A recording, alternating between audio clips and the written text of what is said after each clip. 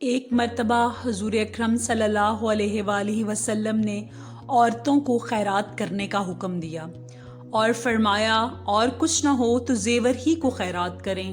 حضرت زینب رضی اللہ تعالیٰ عنہ نے یہ حکم سن کر اپنے خاوند حضرت عبداللہ ابن مسعود رضی اللہ تعالیٰ عنہ سے کہا، تم جا کر نبی اکرم صلی اللہ علیہ وآلہ وسلم سے پوچھو، اگر کچھ حرج نہ ہو تو جو کچھ مجھے خیرات کرنا ہے وہ میں تمہیں کو دے دوں، تم بھی تو محتاج ہو۔ حضرت عبداللہ بن مسعود رضی اللہ تعالیٰ عنہ نے کہا کہ وہ خود تم جا کر پوچھو۔ یہ مسجد نبوی کے دروازے پر حاضر ہوئیں، وہاں دیکھا ایک عورت اور کھڑی تھی اور وہ بھی اسی چیز کی ضرورت سے آئی تھی۔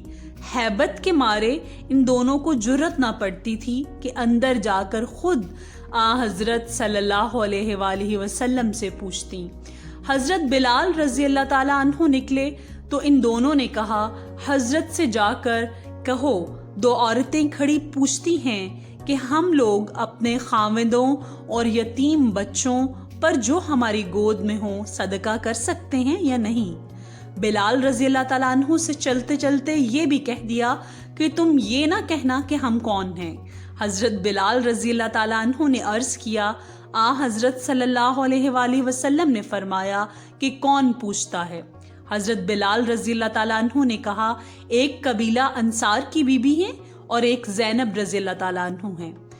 آپ صلی اللہ علیہ وآلہ وسلم نے فرمایا، کون زینب؟ انہوں نے کہا کہ عبداللہ ابن مسعود رضی اللہ تعالیٰ عنہ کی بیوی زینب۔